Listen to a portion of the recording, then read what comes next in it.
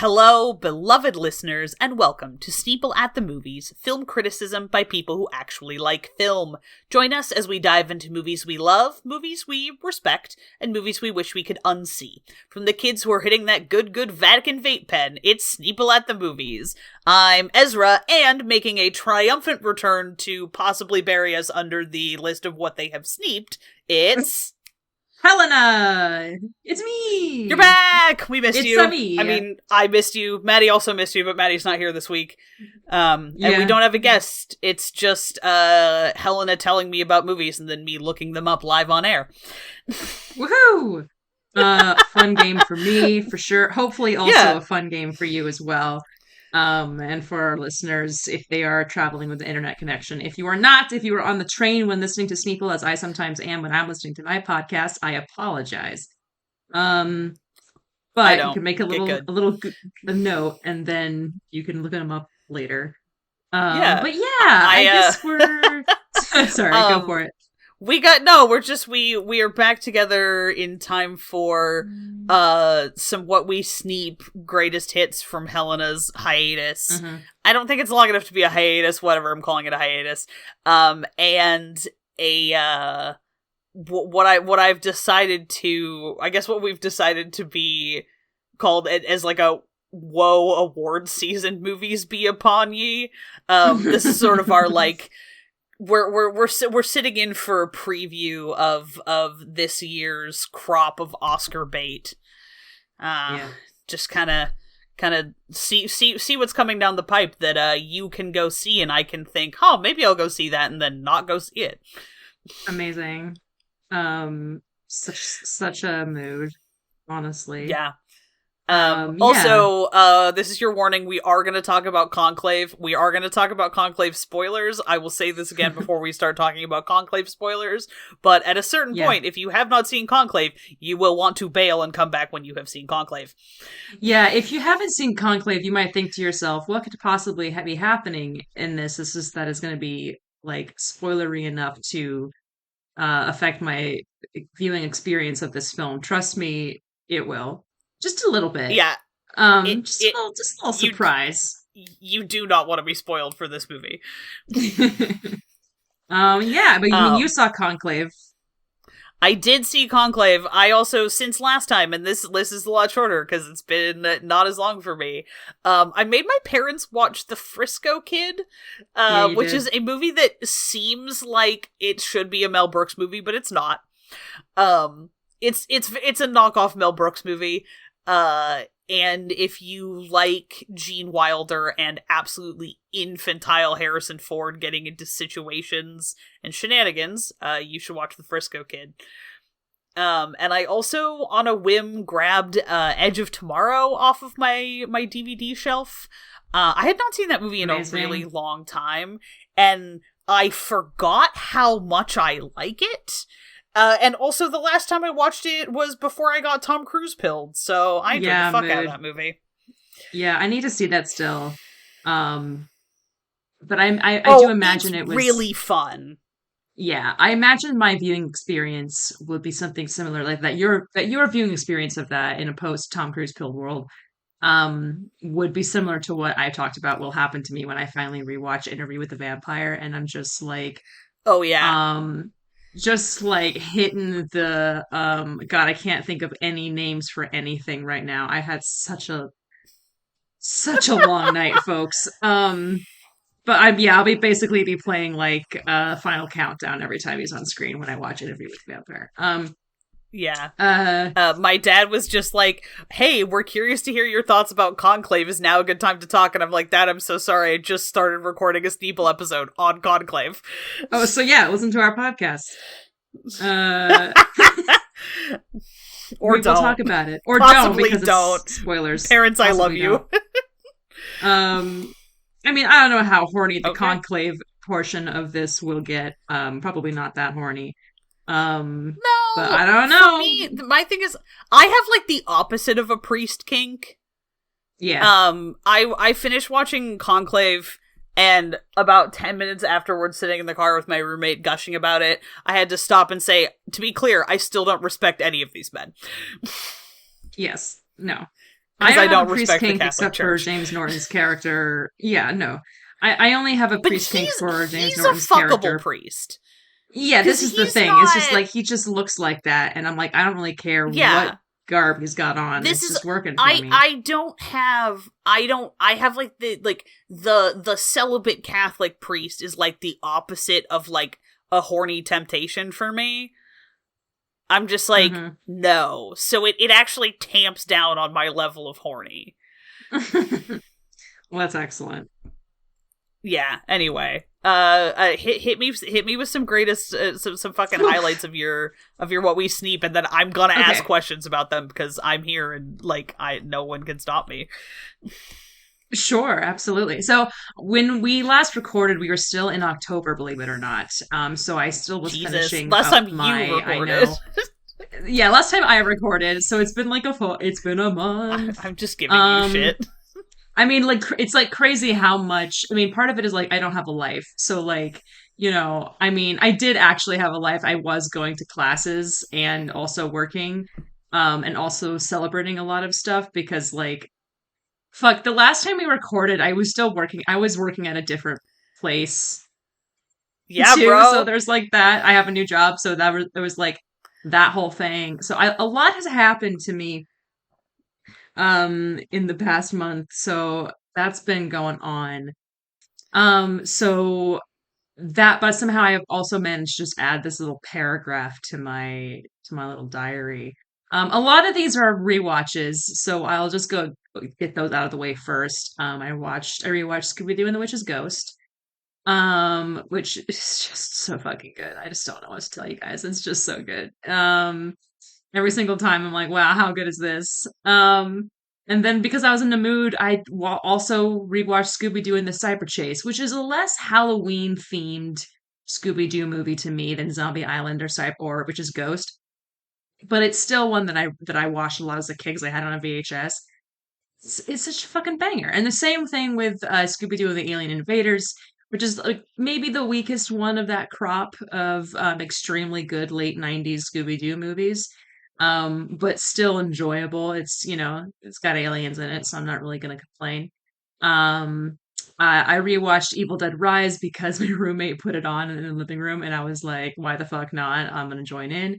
Um, I rewatched The Witches from the 1990s version of Roald Dahl's The Witches. Freaky. I was mostly like gushing over like how cute the little Muppet mice are this time around. I was like, God damn, they're so cute, and they're cuter than the actual character when he's like a boy. Uh-huh. Because there's just got so much personality, these little mice. So every time they're on screen, I was like, "Aw, look at him! There he is!" It was so cute. Um, I also, because you can see a pattern here, I rewatched live action Scooby Doo as well. I had a good time with that. I think all of these. No, okay, there's some rewatches here. And then I also rewatched The Graduate, which I have not actually watched since I was like, I don't know how old I was, but too young to actually like appreciate what it Oh, was sure. doing. And so this time I was like, oh fuck. This is a great movie.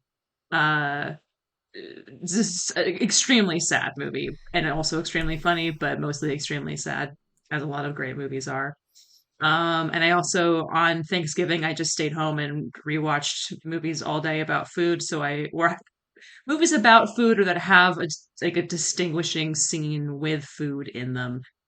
So I watched Tampopo, and I watched Moonlight, and I watched Moonstruck, and that was my perfect uh, day for Nice. Thanksgiving. So then once I've watched for the first time, going all the way back to October, I watched John Carpenter's The Fog, which is great. And everyone has always talked about that movie like it's so-called lesser Carpenter. And I just think we have to stop saying that because I don't know what that means anymore. If this is lesser from this director and it's still this good, like I think we just got to stop even bothering to mention it and just be like, it's a John Carpenter movie, so you should watch it. Yeah, it's like, Is look, my personal is it opinion. B tier for Carpenter? Maybe. Is that still better than Maybe. most people ever make in their whole lives? Yes. Yes, exactly. I just thought it was really good. I thought it was really atmospheric. I was really, okay, full Cool. disclosure, I had had a tiny bit of whiskey when I started this movie, so Okay. I was a little buzzed, but also like I was just immediately drawn into the atmosphere and the pacing of the movie. I thought that was all excellent. He just, as we know, he just does such a good job of like getting you invested in an ensemble of characters very quickly without having to do like a whole lot of stuff, which I really admire. Is his skill as a director and a writer. But anyway, good movie. I also watched Island of Lost Souls from the 1930s. Um, good movie. A little bit of the racism of the time in the story, unfortunately, but really interesting practical effects. Really good Charles Laughton performance. Um, Good piece of like film history that I'm glad I watched. I watched Drag Me to Hell because I was in a goofy mood one evening, and I needed some really silly Looney Tunes horror. I watched Orphan, which is a fucking crazy movie. What? But I'm glad I saw it. Very funny in a way. Oh, Believe man. women. Um, Fucking Drag Me to Hell has the distinction of being a movie that somebody put on at a party that I was at with a bunch of people I didn't actually know, that I mhm. couldn't get a ride home from, and I literally had to sit in the corner facing the wall Oh God. and attempting to Yeah, I remember ignore it this because story. they didn't care when I was like, I can't I watch that, and everyone's like, haha, you're a fucking weenie. Ugh, Wild. that's annoying. Yeah, I mean I had a good time. It has some problems, definitely, which I think you talked about before, like the characters of the like woman who puts the curse on her, like just Oh some yeah, like traveling and very that tropes. it's just like a disgustingly racist portrayal of Romani people, Yeah, you're just like, among other well, things. But um, anyway, it is but goofy. Like but now I yeah, can recognize that it's goofy, but every single time somebody mentions it, I'm just like, ah, next time I need, yes. I'm just like, oh yeah, see, this is why I have a complex about not liking horror movies. It's because the people I'm friends Right. with now don't make fun of me for it, but people have made fun of me for it up until adulthood. So I have a grudge against Yes, that because that's movie, a thing that which is people not the like to movie's do. fault. No, but it's like also like not the end of the world I if you know. never I watch just, it. I always, You know. I reflexively bring it up every single time. Oh yeah. It's a fun, a fun little Sam Raimi. He's having a good time for sure. Yeah. Um, I enjoy myself, but it's also just like I'm so glad funny Sam that Raimi's that having a good time. I'm always glad when he's having a good time. I think it's very funny that Justin Long is the boyfriend in that movie because I'm like, oh man, he's not going to help you at all.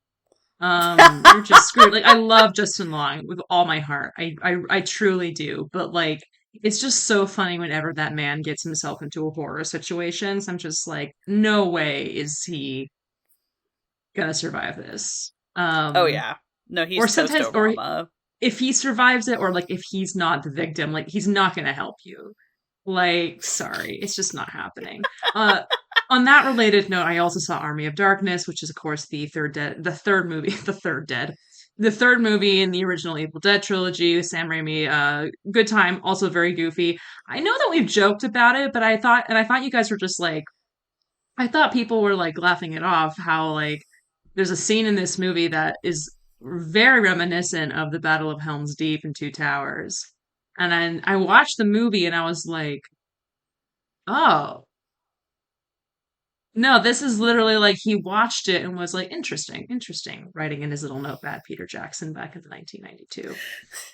Very, very like literally stuff where I was like, that's just directly in the Battle of Helm's Deep.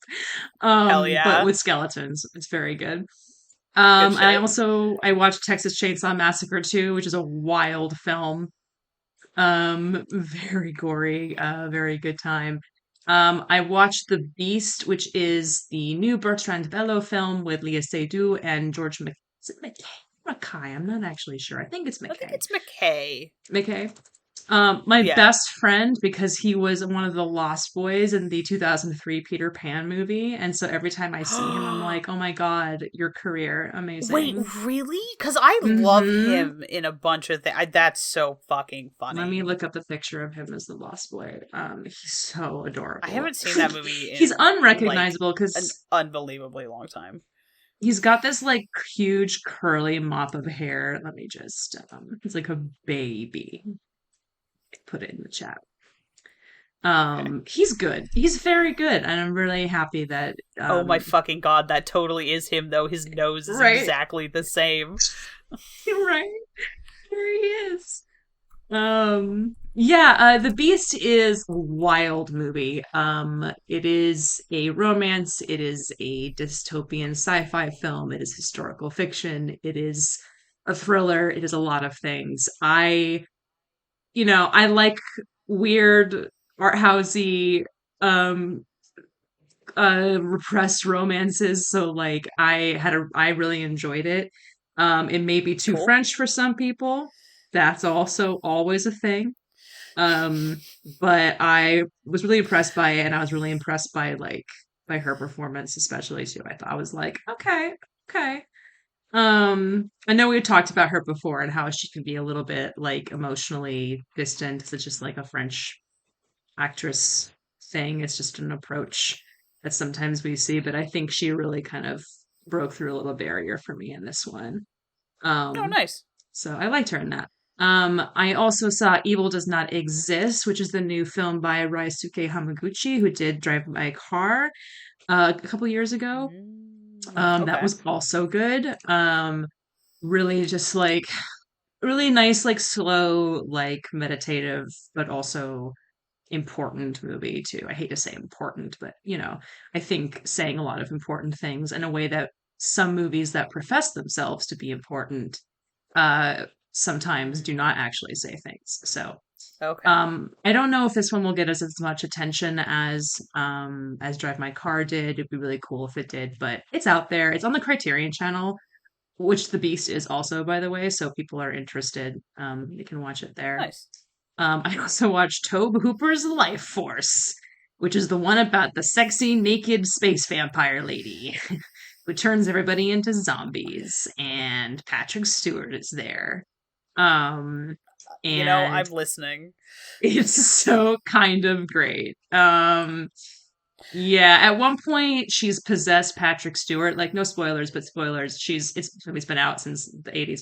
Um she's possessed Patrick Stewart, so she's like lying unconscious and like talking with her voice, and she's trying to like hypnotize this one guy who she has this psychic connection with. And so he does come very close, I think, to making out with Patrick Stewart. And I was like, this is the greatest movie ever made. At that moment, I felt that. And then several times throughout the movie, I was like, this is kind of the greatest movie ever made. Um, Hell yeah. but yeah. Speaking of the greatest movie ever made, I also watched Hundreds of Beavers. Um, I want to see Hundreds of Beavers so bad. I missed it at the Pickford and I was so uh, upset. I'm so upset that I missed its run at the IFC too. I've been recommending this movie to like everybody I talk to in real life. For people who are not familiar with the concept of Hundreds of Beavers, it is about a fur trapper in the 19th century who is he falls in love with this daughter of this merchant who he is selling furs to, and the merchant says, if you want to marry my daughter, you have to bring me hundreds of beavers, because before he was bringing him one beaver and he gets like a shotgun. He brings him two beavers and a rabbit, he gets a trap, that kind of thing. It's like, you want to marry my daughter, Okay. you got to bring me hundreds of beavers. You're like, okay. This is also like an hour into the movie. Like, there's a huge setup of where this guy is like going through a crisis and he has to like change his entire career path because a beaver ruins his career, and he gets lost in the My wilderness and he god. becomes a trapper. Then he devises a plot to like trap and kill hundreds of beavers. Now, very important distinction, of course. First of all, this movie is in black and white. Beautiful, sumptuous black and white, basically no dialogue. And the beavers are not actual animals, but they are portrayed by people in beaver mascot costumes. And also like rabbit mascot costumes, raccoon mascot costumes, wolves, etc. And so he just devises multiple ways of trapping them in increasingly comic and bizarre, outlandish ways. And I don't want to spoil it too much beyond that, but like basically the beavers to them, he's basically like a beaver serial killer. And he's like a scourge on the community. And so there's like the beavers have their own thing going on. And meanwhile, he's like finding all of these horrifying ways to trap them. So it's kind of like the silent films paired with the Looney Tunes cartoon. It's incredible, and it's probably one of like the funniest movies that I've seen in a really long time. Sick as Like hell. genuinely laughing out loud at it. Highly recommend. It's also streaming like basically everywhere right now, so anybody who wants to watch it should do that.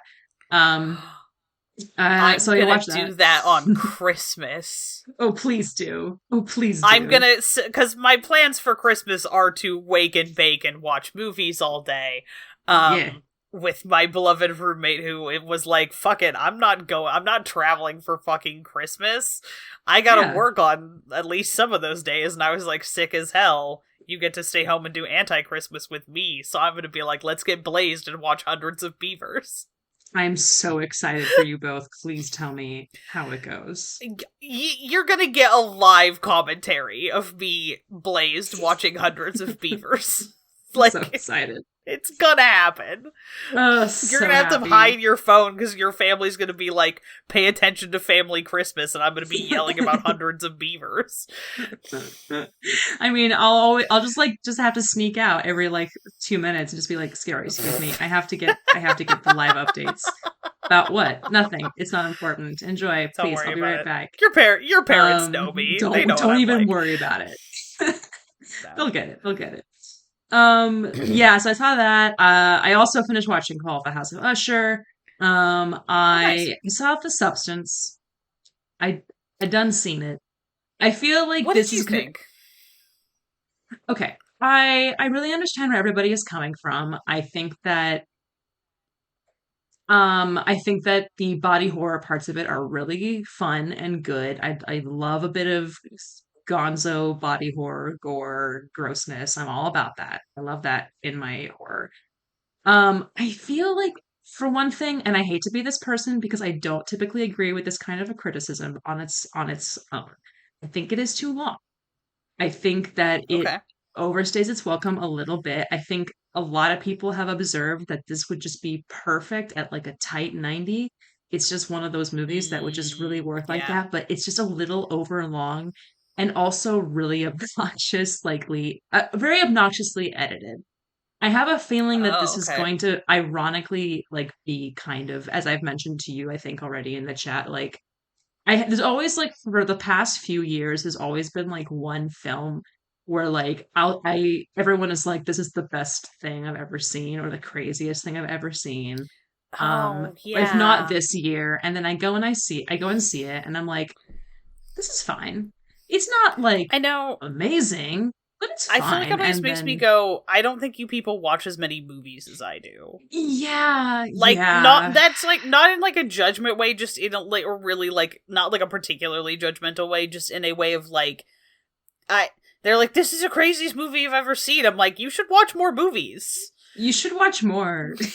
Yeah, because like I mean, this I think happened last year that movie was Barbie, where I was like, I had a perfectly good time with the movies when I went to see Barbie. I enjoyed it. It was fine.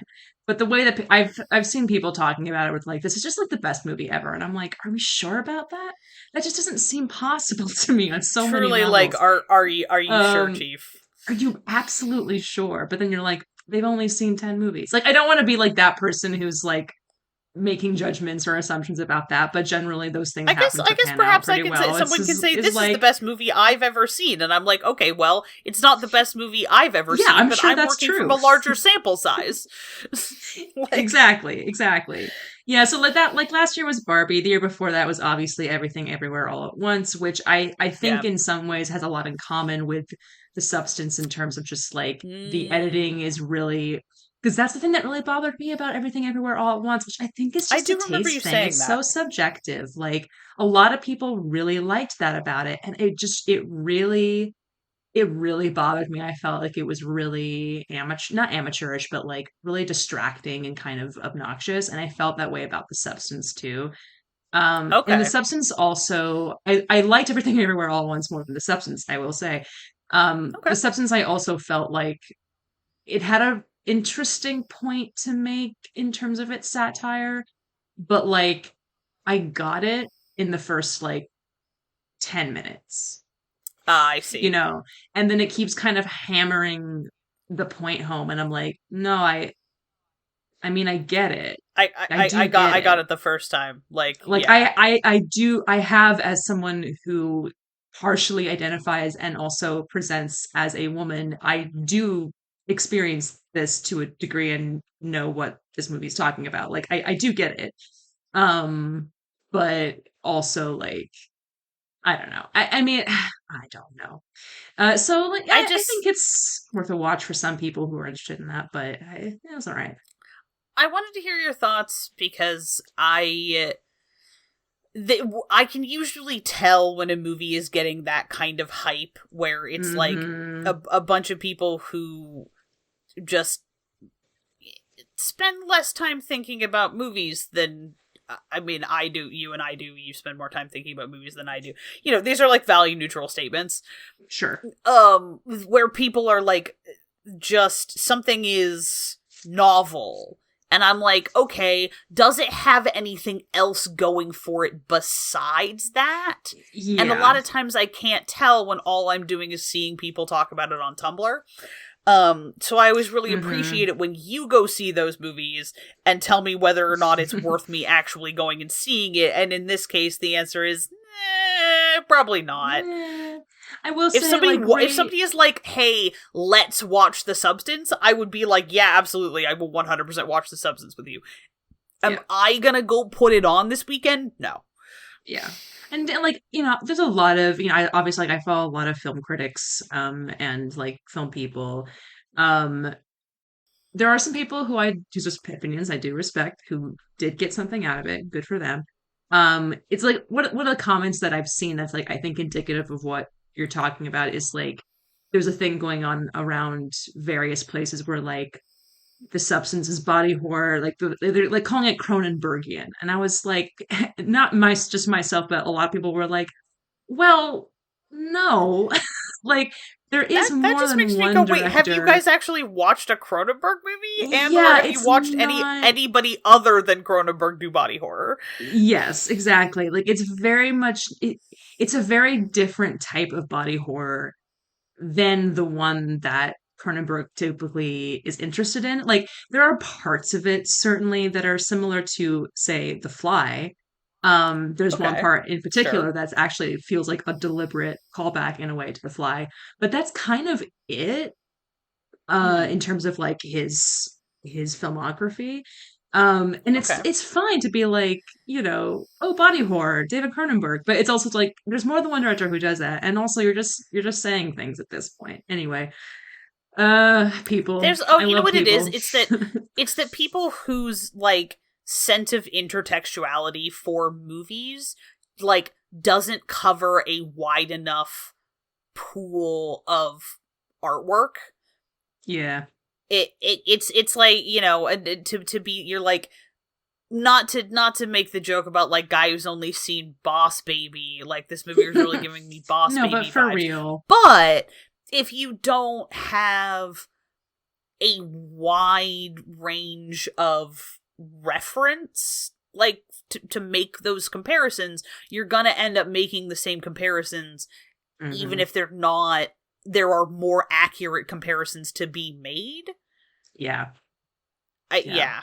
I Sorry, agree. my inner English major just crawled up out of my brain stem and started being Please pretentious. sit them at the table. We need a third guest. You're welcome. Yeah, this Um, is like when the part of me that did like 3/4 of a political science degree comes out to play, and then I'm just like, I hate everything that's ever happened like, to me. get back in there. Yeah. I don't know why I watched Godzilla versus Kong. But I did. I needed to Sometimes you just just are struck with the urge to watch any and the all available dumbest movie Godzillas. ever made.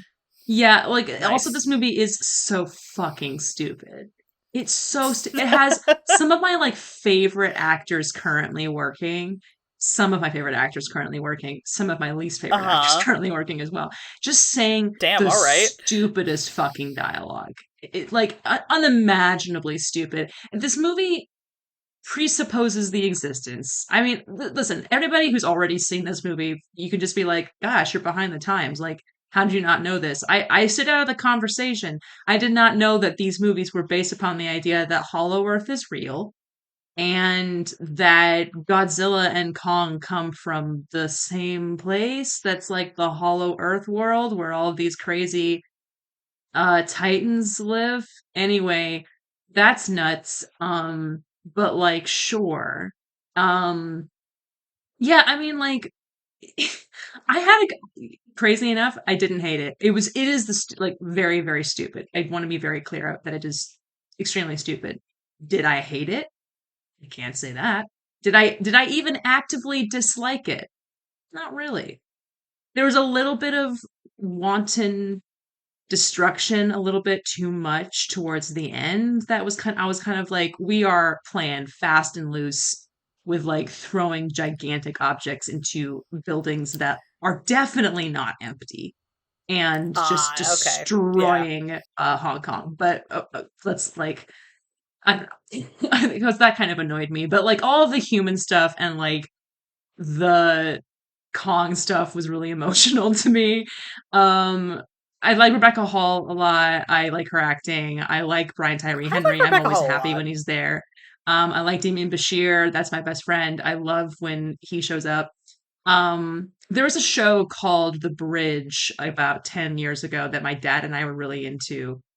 That was an adaptation of, I think, a Swedish crime show. And they've adapted it into other um and like in other places as well. But it's basically like what happens if somebody is murdered and the jurisdiction is between two different borders. Like Oh somebody hacked yes. their body into, but put it on the Mexico Yeah. border. Yeah, and I it was him. started watching the version of that was with the Channel Tunnel. Yes, yes, that's the one that they did Because in it the had UK. I was did trying to that have remember. Stephen Delane in it? Was that who was in that? I think Possibly, I that's didn't right. actually ever watch that one. I That watched like sounds two right episodes of though. it and then I got bored. Yeah, Like, no, I'm gonna the be real with American you. one. No, that's fair. The American one was Damon Bashir and Diane Kruger and oh my God, what Oh, is his okay. name? He's in Silence of the Lambs. What's his name? It was a good show. Like it got canceled after one season, I think, or one season or Well, two. And my dad and I were sad about it. But like Damon Bashir is like one of those actors who were just like um I see him and stuff now, and I'm like, oh, I'm so happy. Ted Levine. Ted Levine is the guy who also in The okay. Bridge. So he's in that. But also, I don't want to come up after like younger actresses like this. As an actor myself, but Millie Bobby Brown from Mm. Stranger Things is in this film, and she is just not an actor that I find compelling anymore. If I once did at some point. And she was anytime she was on screen, I was just like so annoyed with you. Um, and then it was unfortunate because every time she was on screen, also who was on screen was Brian Tyree Henry and the kid from Hunt for the Wilder People, who I like. Oh. Um, and so I was just like, oh, thank God she is here. They're kind of the comedic relief, but then she's like not funny. She's just like a girl boss who's also into cryptids. So you're just like, what's happening? Anyway, crazy movie. I watched Dune Part 2. It was fine. Okay. I mean, I liked it more than Part 1. I'll say that. No. Um, Oh, really? Okay. I did. There's All no right. All Oscar right. Isaac, which is sad. The Worm stuff, that was pretty cool. Good Rebecca Ferguson performance, good Javier Bardem Nice. performance. I do love Good, Rebecca Ferguson. she's great in it. Great Austin Butler performance. Gotta say it, he's really impressed me. Um, The only reason I would ever consider watching this fucking movie is because I love Austin Butler. he's doing some really, because like Stellan Skarsgård, in these movies, he's got a crazy voice going on, and Austin Butler plays his nephew, and this kid, like the way that he's like found a way to imitate, like to capture the timbre of Stellan Skarsgård's character's voice without like fully doing like an impression of him is really crazy. I was like, Nice, nice, this nice. kid's good. I'm really impressed with him. Um, Cool. yeah, interesting ending. I guess I'll watch part 3 or whatever the hell it is when it comes They're out, making just to it's see. part 3. Fuck me running. I don't know. I have no idea what's going on, but I I'm assume tired they're of making this. another one because it doesn't. It's an open-ended ending. Okay. I'm So I tired. watched that. I watched the Linguini Incident, which is a very special film with David Bowie and Rosanna Arquette from the 90s. That is just a little underrated little gem about these two people who work at a restaurant who decide to rob the restaurant for reasons which doesn't matter. It's a romance. They're both very hot. You should watch it. So on the Criterion Channel, Okay. the Linguini Incident. Marley Matlin is in it too. Briefly, it's like a tiny, tiny part, Oh, and sick. she's just so beautiful. I was just like Marley Matlin. So she's there. Okay, now we're getting into it. Let me come back to Conclave and Real Pain, and Queer. Let me hit Predators really quick, since that's not Okay. part of the same Okay. conversation. Predators Sure. obviously is part of my Alien versus Predator versus Kramer project. I'm almost done. Oh, I forgot to log Alien Covenant last night. I did watch that. That's crazy. That's not like me. Um, You had a so lot going yeah, on. you got a lot going on. I did have a lot going on last night. Yeah, Predators is from God, 20 I don't know, I can't remember when that movie came out. It's literally in my diary. I can just look at it. But it's like these people, they're drop kicked onto an alien planet. They've been chosen for various reasons. They're being hunted. The Predator movies. Same concept. 2010 is when this movie came out. Okay. Um it's got an interesting cast of people. Notably, of course, Adrian Brody is in this. He's kind of the de facto lead, Oh, and he yeah. I remember is when this movie came out and I was like, I don't know anything yes. about anything that's happening here, but I am horny about Adrian Brody. Yeah, dog. If I thought this movie was going to cure me of that, as soon as I started this movie, I was like, well, that's a dream that just died on the fucking table right there. Because it's really interesting because his casting was apparently not controversial, but like commented on when it came out because he's playing like a jarhead, basically. He's playing a military, Okay. like Black Ops Wasn't he in guy. fucking Full Like, and Metal he's Jacket?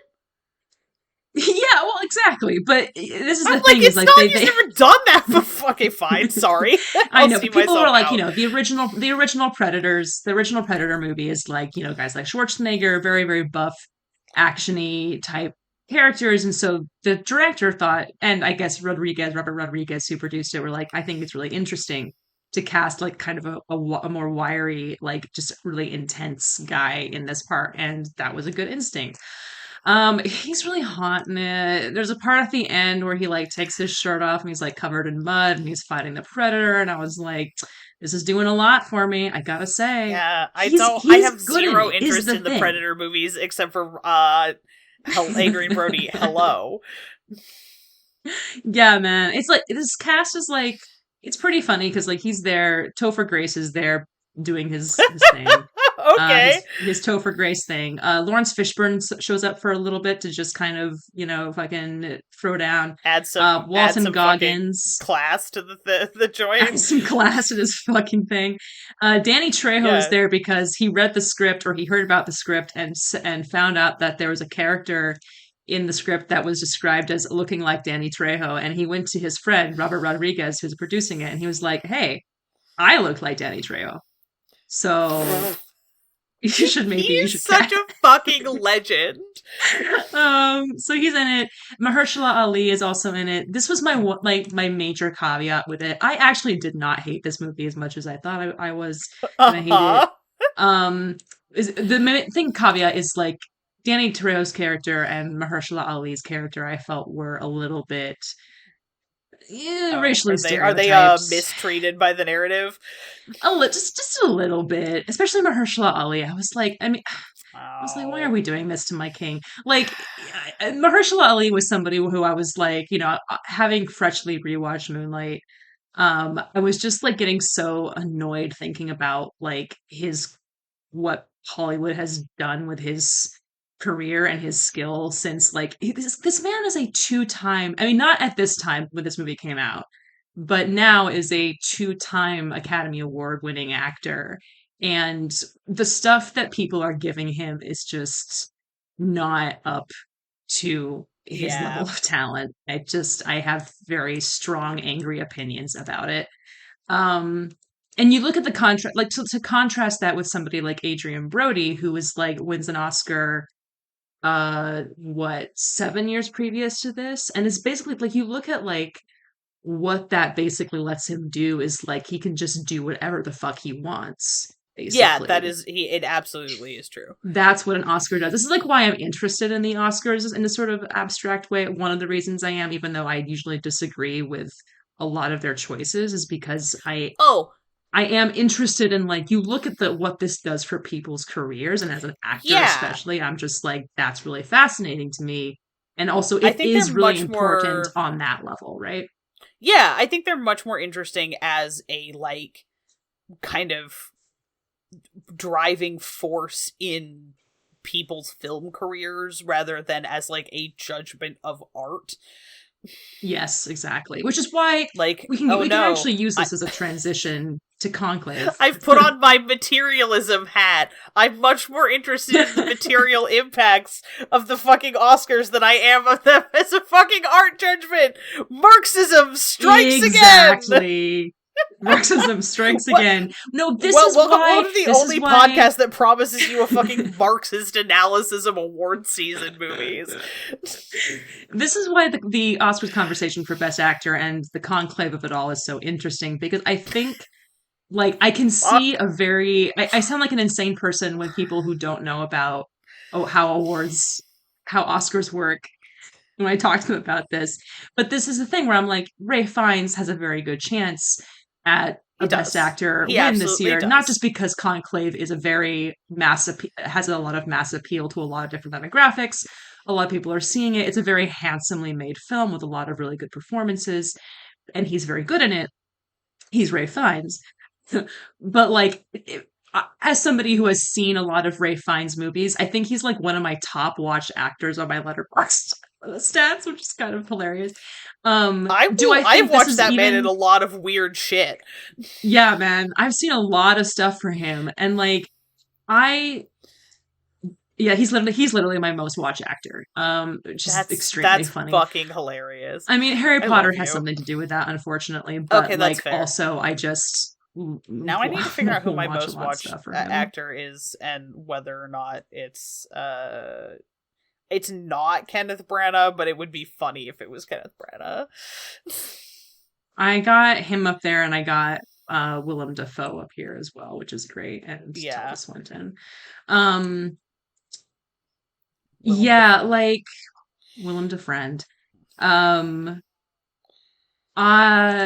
Do I think it's like even in his top 5 best performances? Oh, no. I'd have to think about that. It's certainly not his best. Certainly not the one where I think that he deserves to win an Oscar for. It might be top 10. I don't know that it's top 5.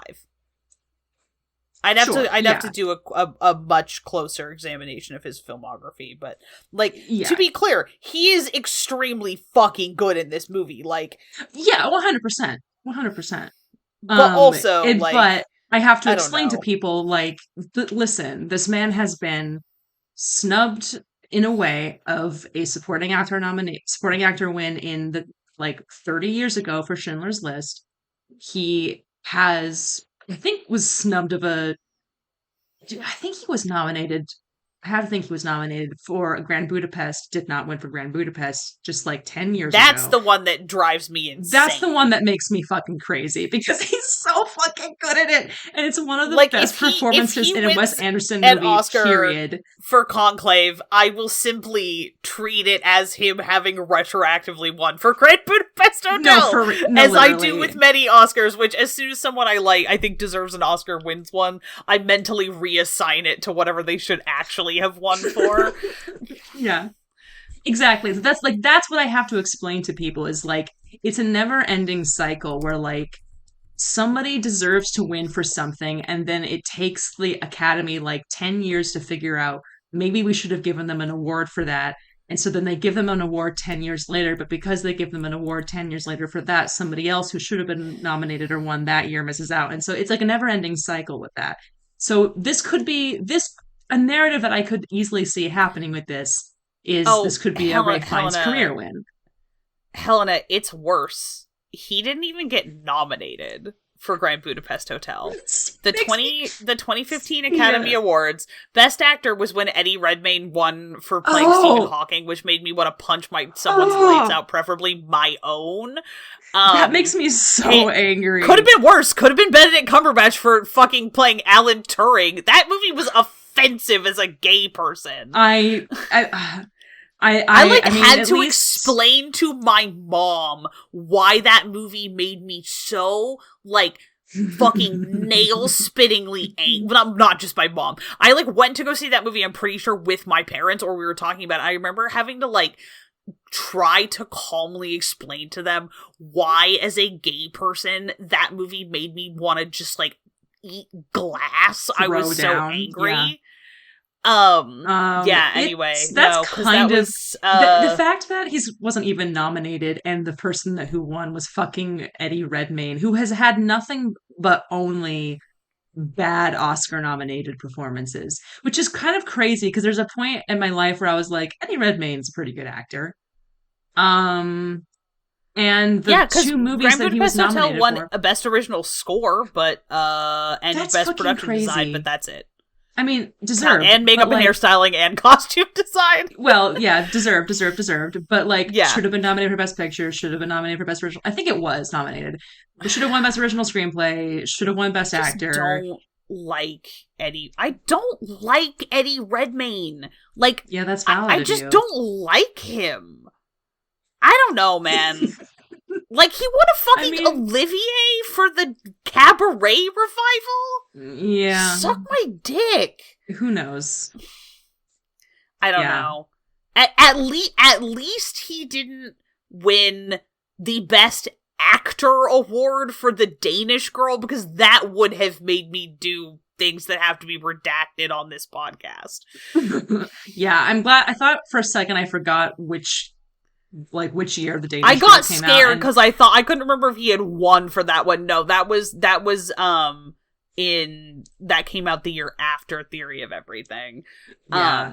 I was gonna say if he didn't get a nomination and Eddie Redmayne won for Danish Girl, I just want to like destroy the entire ecosystem. Yeah, that's a we have to nuke it from orbit. It's the only way to be sure. That's crazy. Ish. Anyway, sorry, not to make things even worse. Also, my parents were like, my dad is obsessed with the original movie of The Day of the Jackal, and they're doing this remake series. Yes. And he's been talking to me about it, and I'm like, I'm gonna end up watching this movie just so I can bitch about it I'm gonna end up watching this miniseries just so I can bitch about it with my dad. But also I'm making you and Maddie watch Day of the Jackal with me. That's it. That's great. The post. Anyway, back to the subject at hand, which is Conclave. Oscars, and what were we talking about? Ray Fiennes. Ray Fiennes, Conclave. So the three movies that I saw this month that I think I think are definitely in the Oscar conversation for this coming year are Yeah. Conclave, A Real Pain, and Queer. Um, I Okay. liked all of Okay. them. Um, Cool. A Real Pain. It's a funny story about this. I went to go see it. I saw Conclave and A Real Pain within 2 days of each other at the same That's movie nuts. theater. Yeah, I was I'm gonna go. behind. I'm going to go see a new pain, a real pain next week. I think I'm gonna try to go. Yeah. So I'll I report back.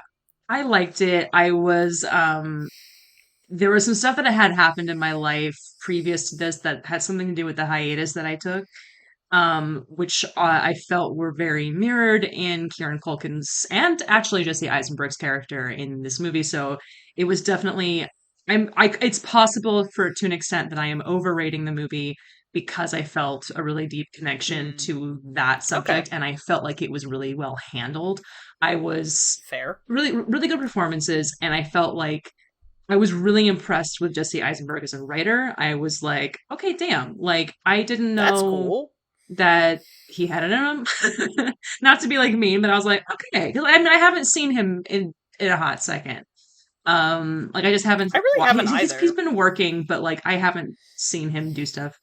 Um, and particularly the ending, I was like, there is a way that he could end this, or like there are ways that he could end this, which would feel trite or Mm, um self-defeating in terms of like what the rest okay. of the movie had been about and I Sure. was really happy when he did not make that choice and he made a choice that was a little bit more open-ended and inconclusive and like sadder for all Nice. of that but like I think the right choice for that so I was really impressed with it I thought it was really good I hope you enjoy it I'm I very did excited cry to see it. I think.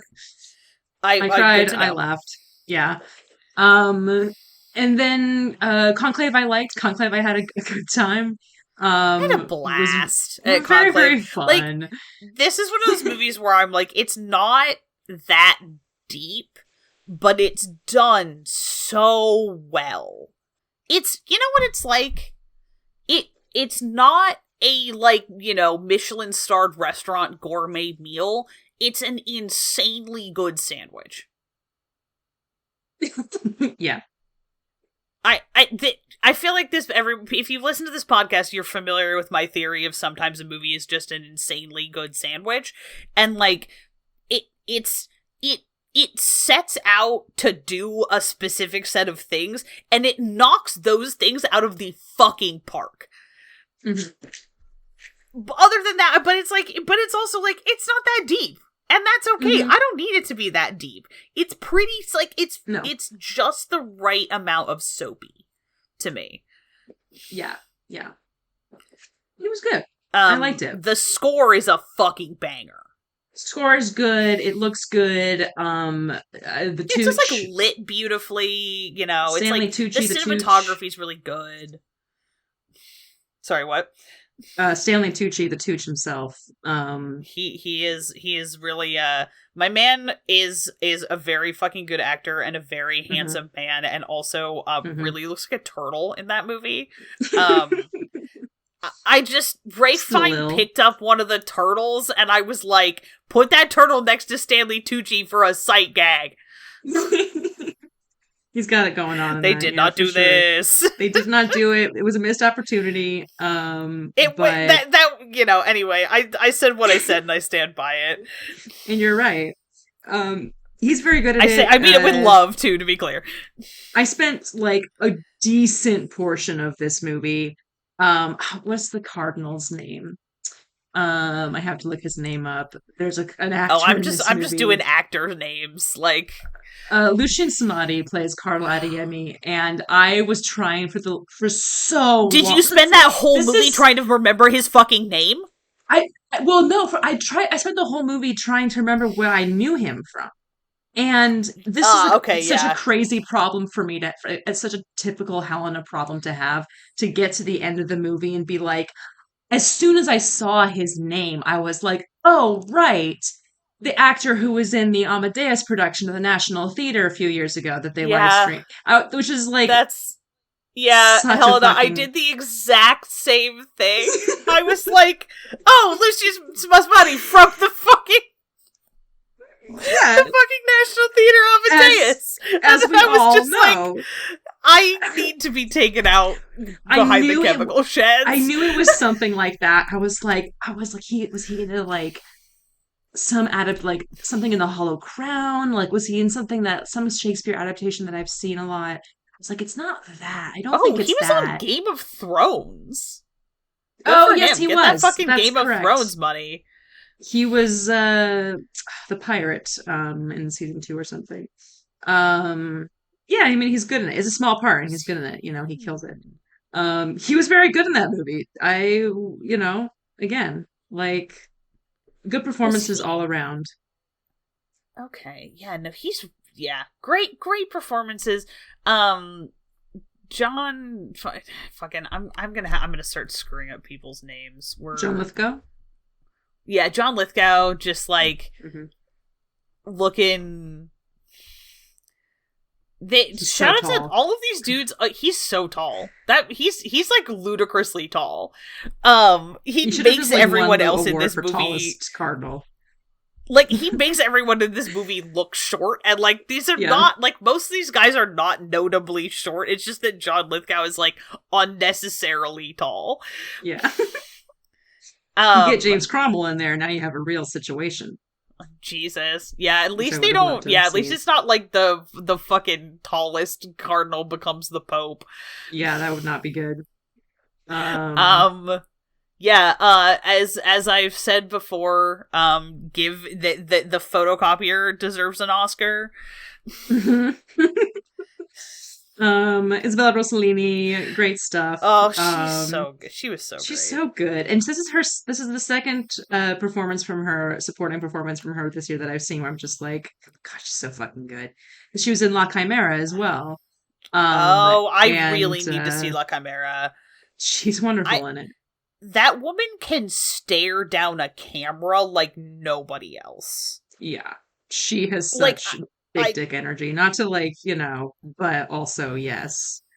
yes, I'm standing by that one. She does though. She does. She do. It's the self-assurance that is Yeah. like she's so good at projecting that level of like nothing you say or do can like shock me at this point attitude. Mm-hmm.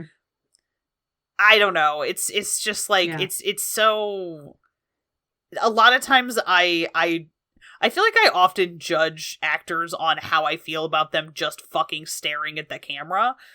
Yeah. Because for a lot of people it kind of just makes me it's like I look at them too long and then it starts to be like an uncanny valley feeling and I'm like, I don't think you have a soul. I'm looking at you, Christian Bale. I mean, I'm sorry, that man stares at the camera for too long and I developed the conviction that he does not have a soul. Yeah. But like Valid. I don't know. I just Isabella Rossellini does it and I'm just like I can't take my fucking eyes off of her. Yeah. She's incredible. Yeah. Yeah. Yeah, trajectory there for sure. Hilarious. I had a good time. I had a good time. Yeah. I think the best actor like behind the decisions about who to push for what categories for this movie is going to have to be very carefully handled. Yes. It's a very like I like it when Ray Fine is sad. Is that a weird thing to say? Yeah, no, it's good to see him cry because he's I feel like played a lot of roles, I think, in the past 25 many years of his career where he's been kind of the kind of dignified and composed English hero who or doesn't he's break like down. Evil and Mm-hmm. doesn't break down, and it's just like he's so squishy in this movie. And like he's so like he's old in like a way that's like a I've been worn down to a point of vulnerability by life that I think is like actually handled really nicely. Yeah. I don't know. I feel like there's so many like we're making fucking Liam Neeson run around and like do Call of Duty shit, and like we want all of these like older end of middle-aged performers to be like, oh, look at me, I like did insane workout shit and now I'm like an action hero or whatever, and I'm just like, I don't know, I sometimes think it's not like, let people get old. Yeah. Yeah, I agree. Yeah. I I found that mean, particularly like, I don't know, I found that kind of, I just found it kind of sweet. mm-hmm. Which is Yeah. a weird thing to say because I'm also sitting here like the Catholic Church is fucking evil. It is. And I think that like me, brave opinion. Yes, it is. The Catholic Church is evil. Controversial opinion here at 10 p.m. Um you know. That's But what we're known for, controversial opinions at 10 p.m. specifically. yeah.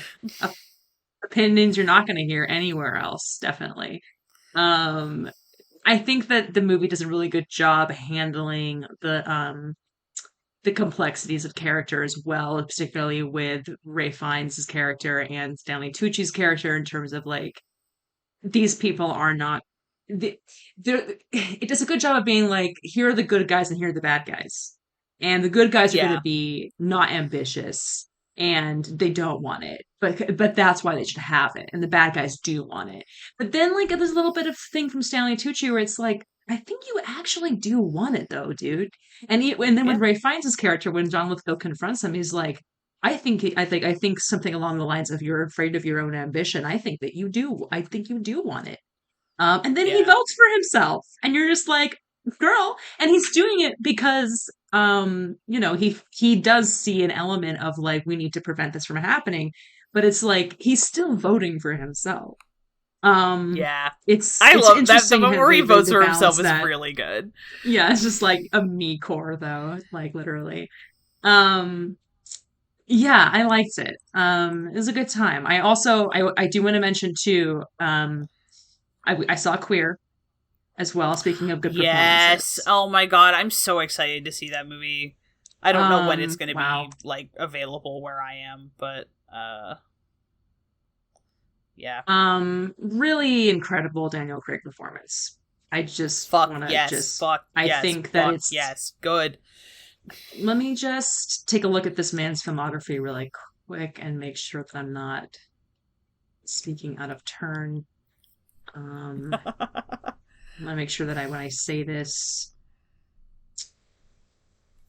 no, I think this is his best work that I've seen. I have not seen Nice. his entirely complete filmography. I'll be clear. Like Okay. there's Fair. some stuff here and here that I have not seen. Obviously very different from his work in Logan Lucky. Um, no, I think that like, which he's very good in, to be clear. I've never like I never thought that Daniel Craig was a bad actor, and I don't think that I've seen something where I'm like, ugh, Daniel Craig. But I feel like this movie allows him a lot of just he has to do a lot more than he's been able Okay. to do I was gonna say, the yeah. past I few feel like years. I've always felt like he's an actor who will like show up and do everything he can with what he gets handed, but he really hasn't been Yes. handed much of anything that allows him to do anything like, I don't know, showy almost, Yeah. Yeah. or It's a just really I mean, yeah. he got to let loose. It was kind of like when everybody saw Knives Out for the first time after only, especially for American audiences, only seeing Oh him yeah, in everybody who was like, James he I Bond. only know him as James Bond, and then it was like, Yeah, haha, what's happening here? And you're like, well, it's great. No, I mean, the people who were like, oh my God, like he's been trapped in that for so long that he's just like, oh fuck yes, I can be goofy. And he does have this great skill as a comedic actor, which I think is been underused, which is why I really like this performance because even though it is a deeply sad uh performance, it also like it is he still manages to be funny and find humor in it. Hell yeah. It's a very strange movie at parts, very, very surreal, very trippy, um, very hot, definitely. Hell Your yeah. mileage may vary. If people want to see this with your parents, I personally, well, if I had that I choice, think I I'm gonna would not miss that. choose to I'm do it. gonna miss that one. Yeah, Like, no, I will not missed be the going to train see on this that movie one. with my parents. Very good stuff. Really nice Jason Schwartzman performance. Drew Starkey also very good, looks gorgeous. Crazy, insane Leslie Manville performance as well.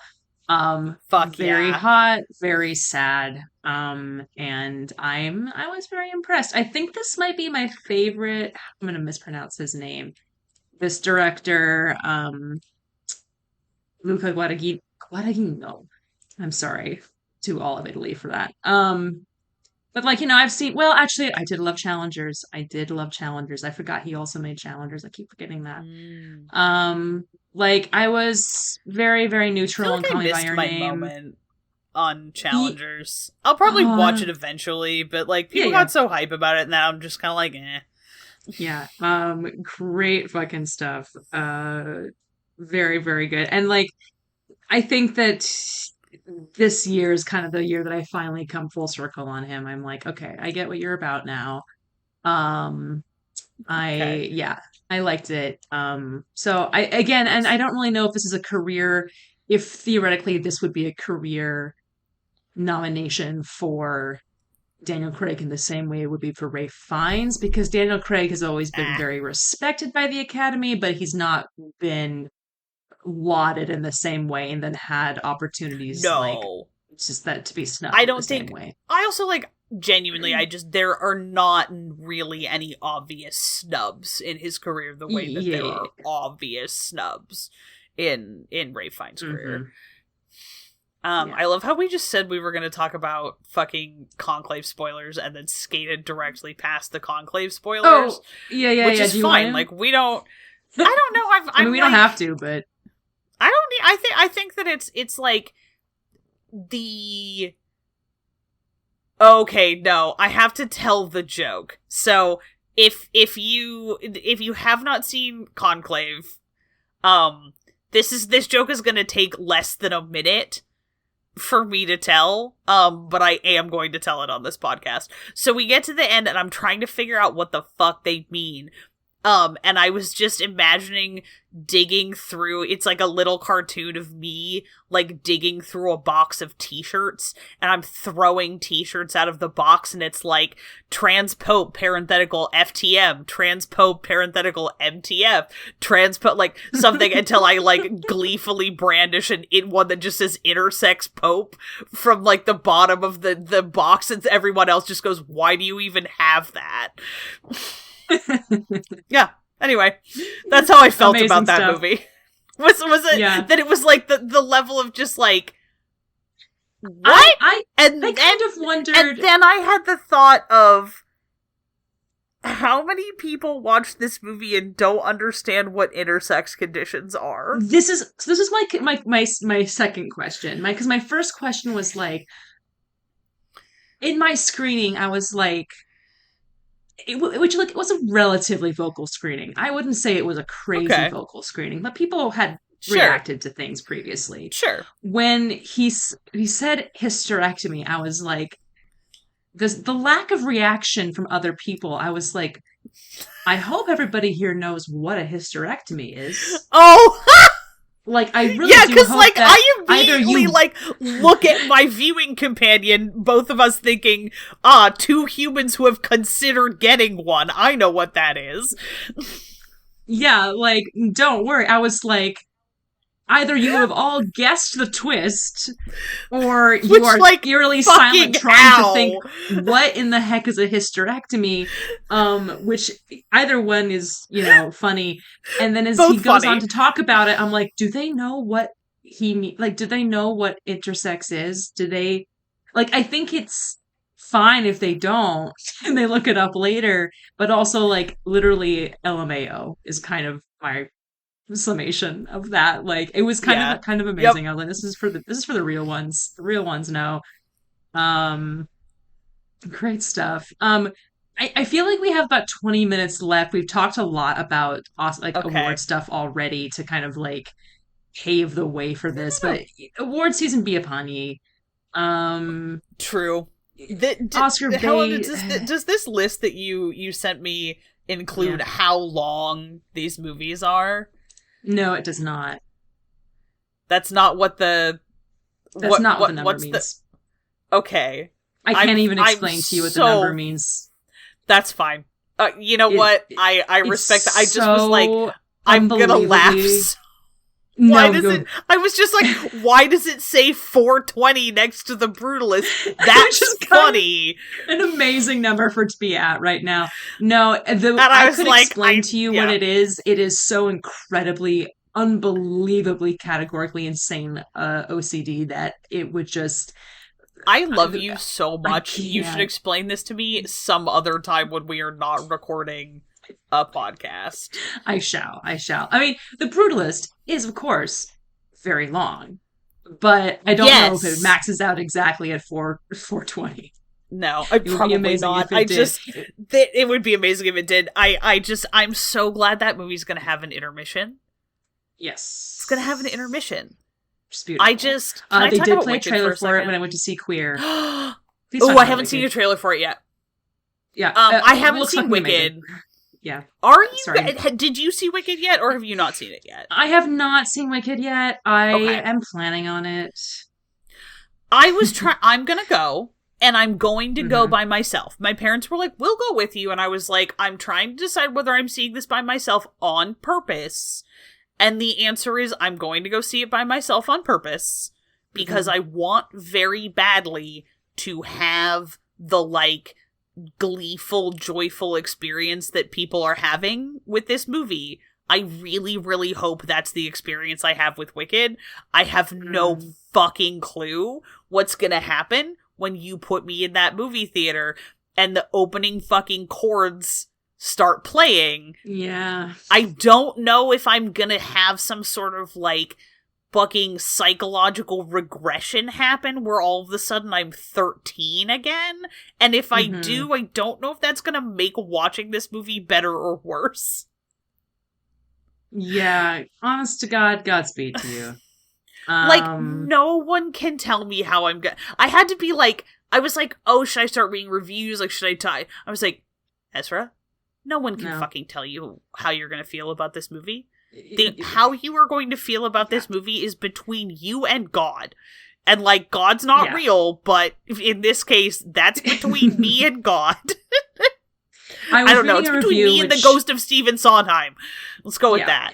yeah. I was reading a comment about this, which I feel is very similar to what you just said, and also I imagine like my feeling as well, or it's just like someone watched it and they're like, there is no universe. They were like, you could lobotomize the part of the musical theater kid part of me out, like excise that part from my brain, and hearing the Elfie, why couldn't you stay calm for once? Instead of flying off the handle, Flying like in off a the movie, handle. it's gonna activate part of my brain. It's gonna just like do I hate something that to both me. of us do that in the specific cadence. Listen, listen, Helena, I know. I listen. was trying to explain this to my coworker. Elfie. I was like, oh, I went to go see Conclave. She was like, oh, yeah, I'm thinking about going to see Wicked.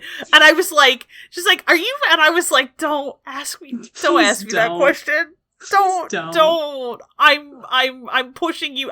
I'm gently shooing you away from my trap card. I can't. My voice does not quite reach the pitch of Kristen Chenoweth in order for me to do a Kristen Chenoweth impression, but it comes out of me sometimes. You know, it's a little bit just like it's just an amazing. It's just inseared into my brain. Oh yeah. Yeah, I'll again. I No, agree I with could you. It's be between me dead and and you God. could play the opening of that and I would react to it. Yeah, yeah, exactly. So do I have a lot of opinions about the splitting it into two parts? Yes. Have I heard that?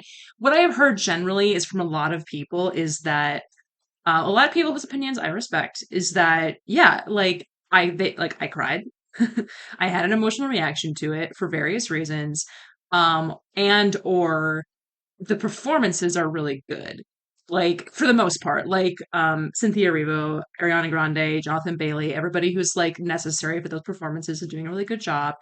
They just wish that it looked as good as the performances were, that it was quite up Okay. to that, and apparently it like Does it um just kind of? I have heard that it, which was weird because I thought the yeah. trailer looked pretty okay, but I have heard that it just kind of looks like butt. Yeah, I just kind of Which, it's like it's not eh, he doesn't quite have the sauce. okay, Like it's just lacking a little something when it comes we're to the unsauced. direction. Yeah, unsauced. Okay, Like a lot of like really great sets that kind of felt like really unused in a way in which in regards to like how the filming was done inside of them. Like you make these like okay, huge okay, practical effects, practical sets that were made and yeah, then like just not really utilized as fully as they could be is what I've heard. ah, um okay, okay. Stuff like that, so I'm gonna see it. It's playing in like 30 billion movie theaters, so I think I'll Oh be yeah, I good mean for a it's little not like while to hard. see it eventually. Yeah, it's like it's harder for me to be like, okay, so deciding what to see. I have a Mike Lee movie playing in one theater for a week. I have Honora on its way out of three indie art house movies. Oh, and then I see 30 different movie theaters with 30 different showings of Wicked and 25 different theaters with 25 different showings of Gladiator 2. Hmm, what do Oh, I pick? I like forgot about Gladiator 2 there for a second. Yar. I have to see it I still. just forgot. I'm gonna go see it. I just realized right now. I was like, oh, I just like fucking that movie had already dropped out of my consciousness. Yeah. The I'll go only thing see I it. I know mean, I about have Gladiator family history with 2. it, so. Oh yeah. The only thing I know about Gladiator 2 so far was the interview where Denzel Washington was like, I kissed a dude, and they cut it from the movie, and then one of the people making the movie was Sad. like, no, that never happened, and I'm like, I know which one of you I believe. I think it's really funny that Denzel imagined it happening, instead. I think that's cool of him, and he should I be think allowed to do that. that would be extremely funny, but also like hear me out here. They should have let him kiss a dude. I did not realize that Yeah. is Matt Lucas in that movie? Matt Lucas. Like the guy Oh, from yes, he fucking is. Yes, he is. okay, because I swear to God, Helena, I was like scrolling past something and I saw a still of him and I thought it was Austin Butler in Dune 2. Yeah, I know. I'm seeing that. I'm seeing that. And then I just Especially was because, like like, literally, I Googled kind of him and I was like, traumatized. the picture of him, he's got blue eyeliner on or underliner on, so it kind of looks like for a second there, I was like, does he have the Dune spice eyes?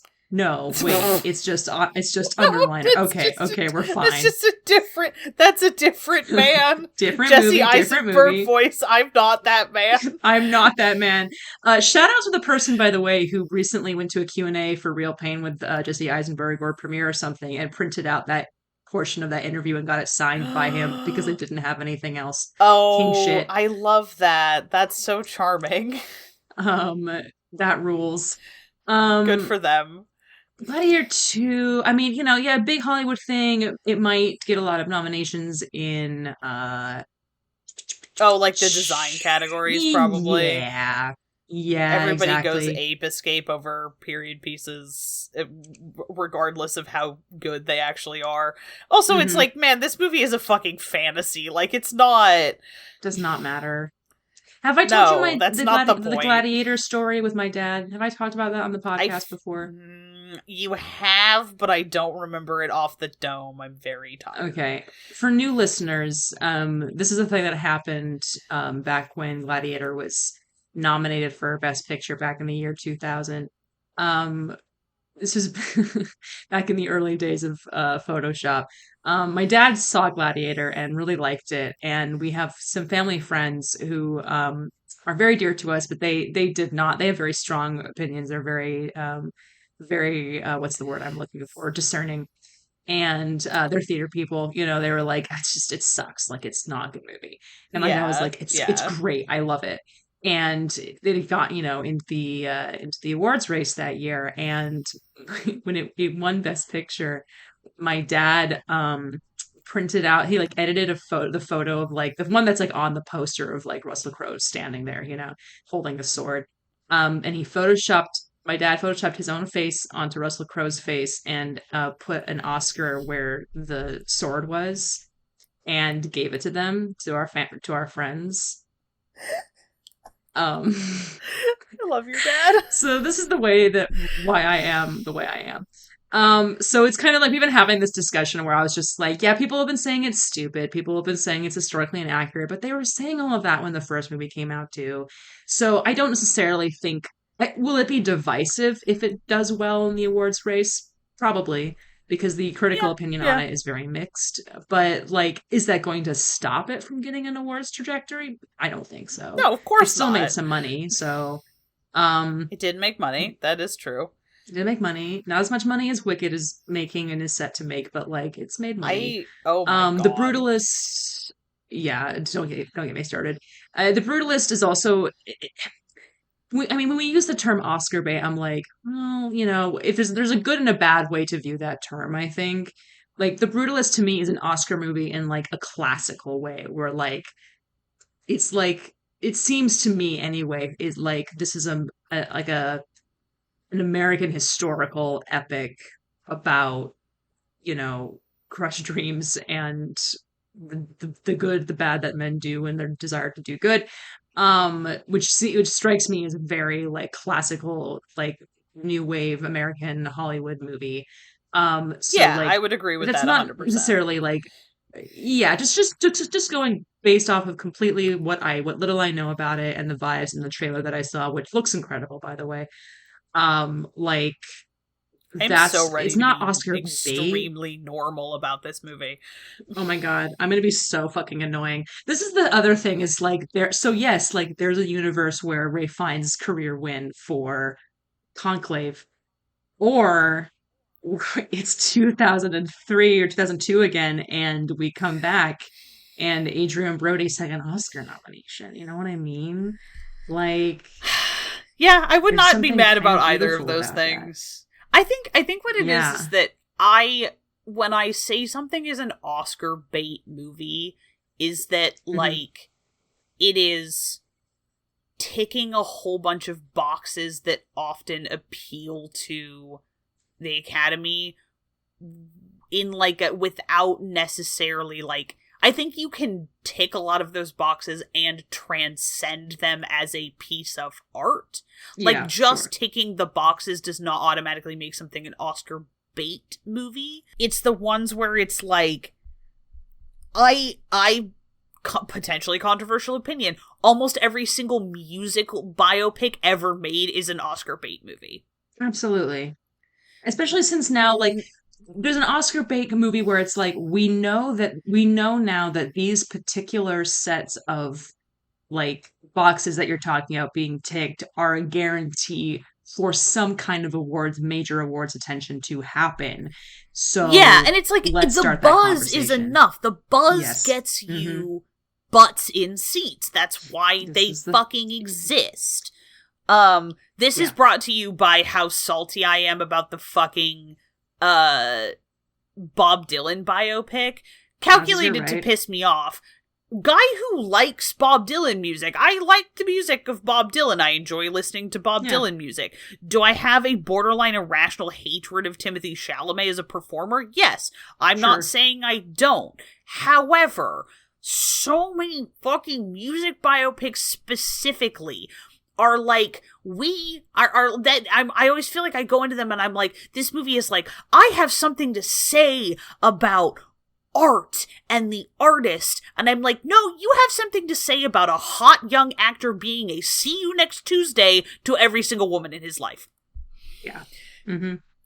And it just is like, it bores me to fucking tears. Yeah. And It's like, also, let's he do doesn't something. sound like Bob Dylan anyway, so I don't give a half a rat's ass. It Yeah. you can't do biopics of people who have a really fucking distinctive singing voice. I don't care how good you are. It's distinctive. That's why they're fucking famous. Yeah. Anyway. Or if you're going to do one, you have to really get an actor. This is the thing, is like this will all be dependent on like when the embargo for Complete Unknown lifts, like hearing little things like Timothy Chalamet is transformative. I'm like, you better really stand by those fucking words, because you can't just throw shit out like good for him. I hope it is. I hope it is transformative. Fine. He doesn't sound like Bob Dylan. He sounds like a good Bob Dylan cover band, but he doesn't sound like Bob Dylan because Bob Dylan had a weird fucking voice. Also, the only Bob Dylan impression I care about is the guy at my synagogue who does a really funny Bob Dylan impression. Oh, see, I have a friend at work who, my previous job anyway, he does a really good, really funny Bob Dylan impression. Good. Sorry, I'm just thinking about the, God, can I find the tweet now? There's an extremely funny tweet.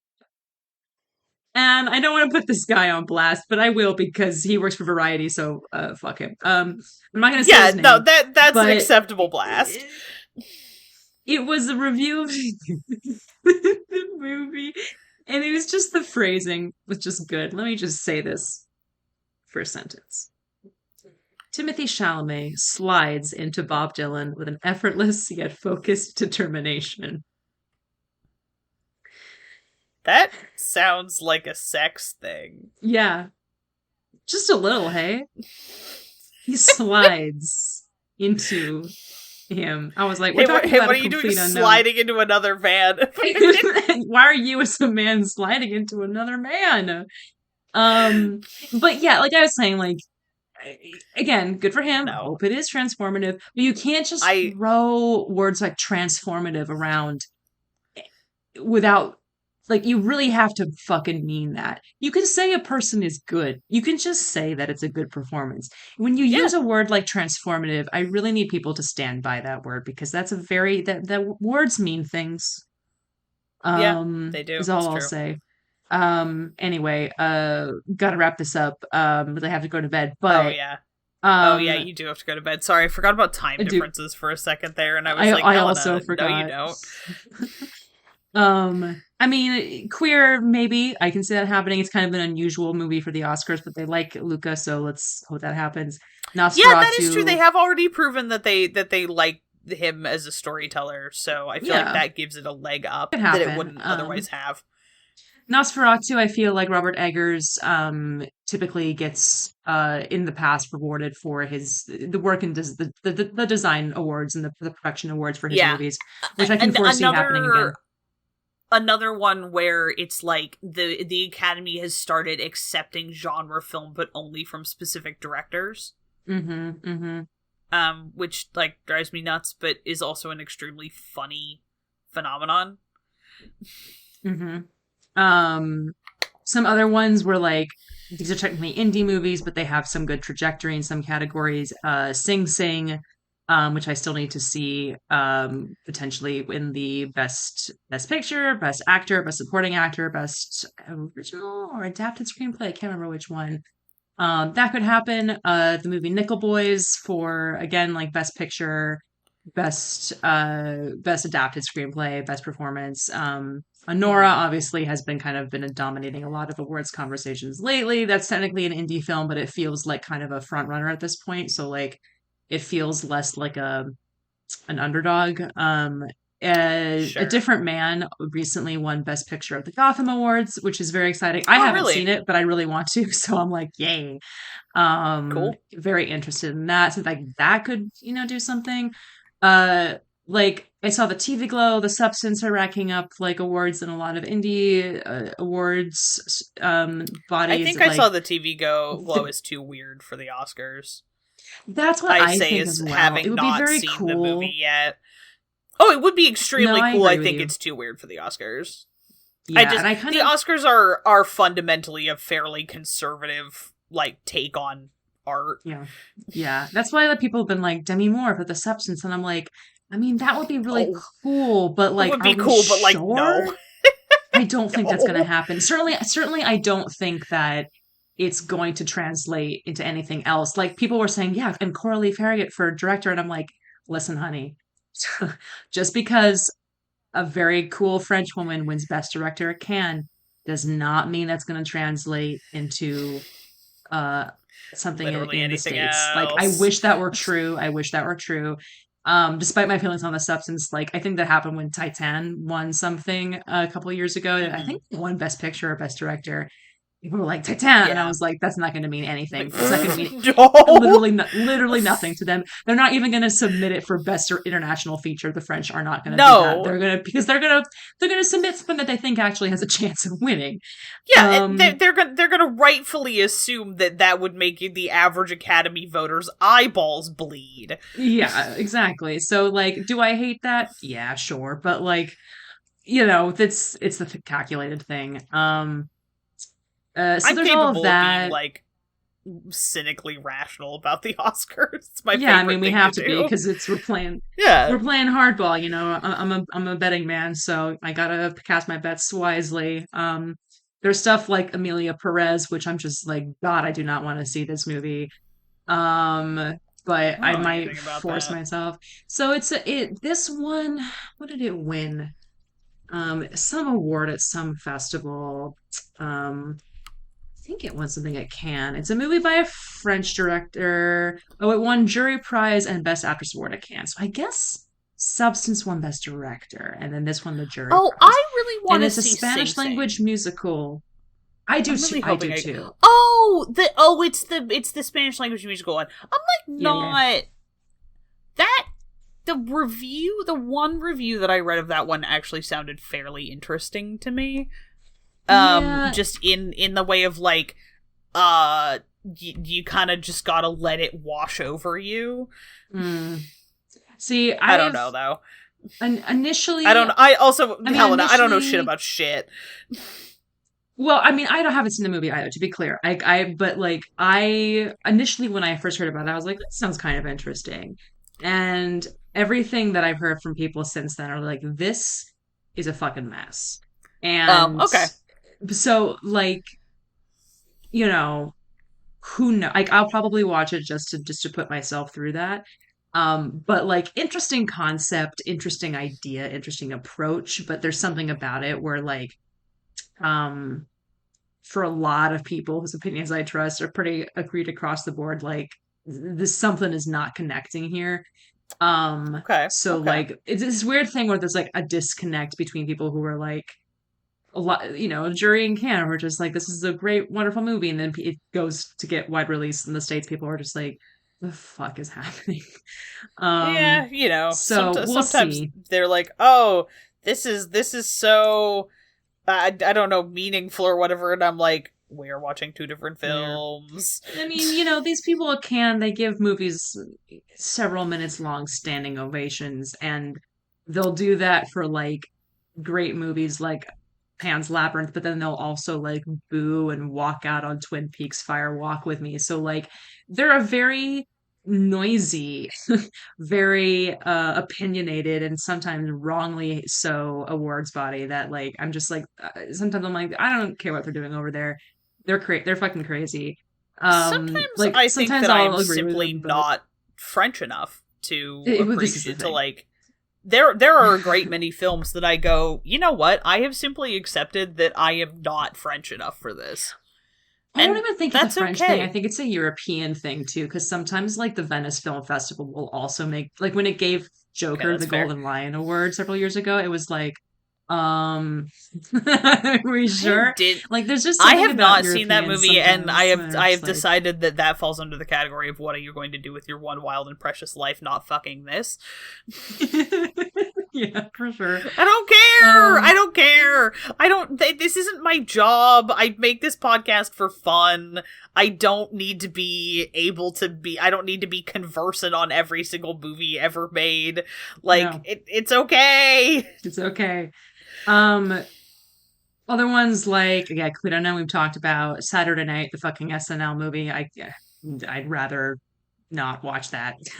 um, Oh God, I forgot about that one. yeah. Did you also forget about No Bob Marley, thanks. One Love? Yeah, I did. You were Mm, just like I wonder why. you were so much more dialed into this stuff than I am. And Listen, so every I year Yeah, you're the expert on this one. It's nice to have an expert in my life. I saw the trailer for Bob Marley One Love last year. No, earlier this year, very early this year when I went to go see Iron Claw. So this was like previous award season technically, but just at the tail end of it. I was Sure, like sure. catching up on stuff. I'm gonna go see Iron Claw. They played the trailer for Bob Marley One Love, and I was like, oh my fucking God, what is happening to me right now? And I later was This talking sounds about very it. bad. It's exactly what you think. Yeah, it's exactly what you think it is. And I was talking with my friend who does the really good, really funny Bob Dylan impression later about this, and they were like, "Yeah, I went to see it. It was really bad." And they did that thing that they do.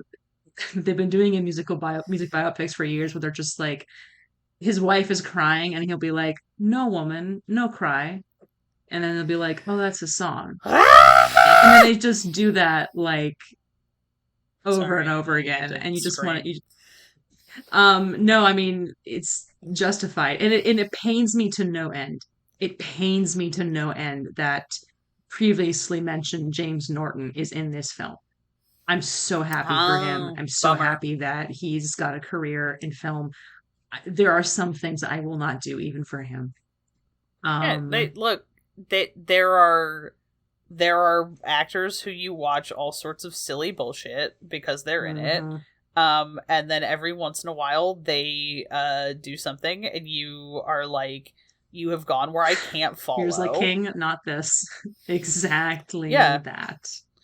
You're Um, like, Guillermo del Toro said I don't have to do pop culture homework.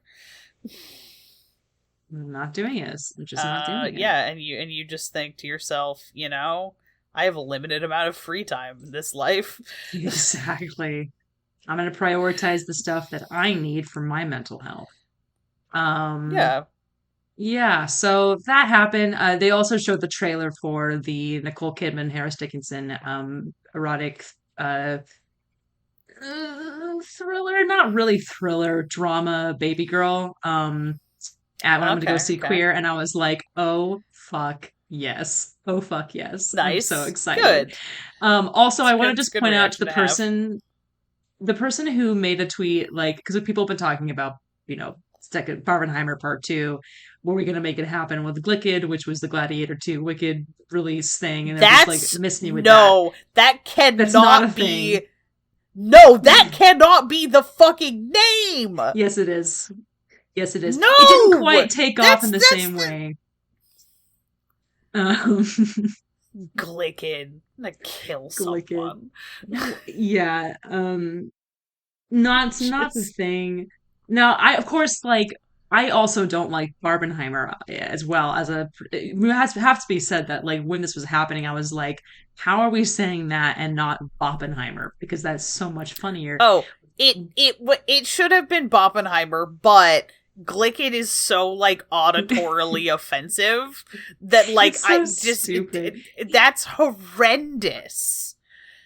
So someone was looking at all of the movies that are coming out on the 20 on Christmas, which is it's got a Complete Sure, Unknown, I think, sure. they got The Brutalist, and you've got Nosferatu, and you've got Baby Girl. God, this is gonna And be a weird fucking Christmas. it's gonna be crazy, man. And someone was like, "Miss me with Licked, like I'm gonna be celebrating the complete brutalist Baby Ratu." So like now whenever I see a Fuck trailer, me. unfortunately, for both Baby Girl and Nosferatu, which to be No. clear, this thing that happened to me last when I went to go see Conclave and Real Pain is that I accidentally found myself in a retrospective screening in the wrong theater for a Shelley Duvall retrospective showing Robert Altman's Three Women, and I was in a packed theater and had to get out, which means I sat through with caveats. I do like watching the trailers for Queer and Nosferatu three times that week, because they It's played them really before Conclave as funny. well. And which means two things. One, I had Sinead O'Connor's cover of All Apologies, which plays during the Queer trailer, stuck in my head for maybe about a week. Okay, The second okay. thing is that every time I see the Nosferatu trailer, I'm like, Baby Ratu. Now, that's all I can think about when I see the trailer for that and Baby Jesus Girl is just Christ. like nodding sagely, Baby Ratu. Jesus Christ. It's very good. I am excited about both of those movies and also The Brutalist. less excited about the Complete Unknown, as we've already discussed, but I am very yeah. excited about Nosferatu. Yeah. Looks good. I'm very excited about The Brutalist, obviously, a movie that is not so much Oscar bait as Ezra bait. Yeah, that's for real. Like, Helena things bait, can too. be both. But that is extremely Ezra and Helena specifically bait. We're being baited. I watched him in that movie and I'm like, Jesus fucking Christ, I'm gonna be so embarrassing about this movie. And it's two performers that, to be clear, like two performers I really love, him and Guy Pearce. And I also heard incredible things about Guy Pearce's performance in that movie. So I'm just Guy Pearce's performance is like, I from what I've also heard great things about that. I'm just like, I can't wait to relive the period of like middle school being teased about my giant crush on Adrian Brody. Listen, I don't know if you saw my Predators review for but I was just like, all of y'all who made fun of me for that are fucking, you got egg on your face is all I can say about this. Because like, clearly the majority of the world agrees with me and I am correct. And I just, what does it feel like to have bad taste? I wouldn't know. Like, he's in this movie and he's extremely hot. I don't know what you want me to say. I can't, like, I'm still so, like, I'm not mad about it because they were wrong and I was right. But it's still so and also, kind of like, infuriating that adults. they tried to convince, they were grown ass adults and it was middle school and it doesn't matter. But like, it is still so funny to me that I'm like, convince me that he was ugly. Like, you actually tried to be like, no, he's ugly. And I'm just like, you're just a fucking idiot. I don't know what to tell you. None of you have any fucking anyway, taste. You're all boring. All right. And, before this descends into the Adrian Brody thirst podcast, yes, which even is, more than it already has, yeah. I'm gonna see us out on this one. Yeah. I think it's time. Pull the trigger. You need to go to bed. It's time. I made soup before recording this and have not gotten to eat my soup yet. So eat that soup. Yeah. Eat that soup. May offer you some soup in this trying time. But instead, all I can offer you is thanks for hanging out with us here on Sneople at the Movies from the Infinity Break Network. Check out infinitybreak.net for more awesome content, and come chat with us on the Infinity Break Discord. You can find it at bit.ly/I Talk. You can also shoot us an email at sneopleatthemovies@gmail.com if you've got a subject you want to hear us talk about, a movie you think we absolutely need to see, or your choice for the next musician to make a terrible biopic of. Our Oscar-worthy music was done by Johnny Ronaldo, who you can find at Johnny Ronaldo on Twitter, and our glorious Technicolor logo was designed by Bethany Luthold. Check her out at bleilaniarts.wixsite.com. If you enjoyed listening, please leave us a review on iTunes and share the show with your friends, your enemies, and your partners in crime. As always, thank you for listening, and we'll see you at the movies.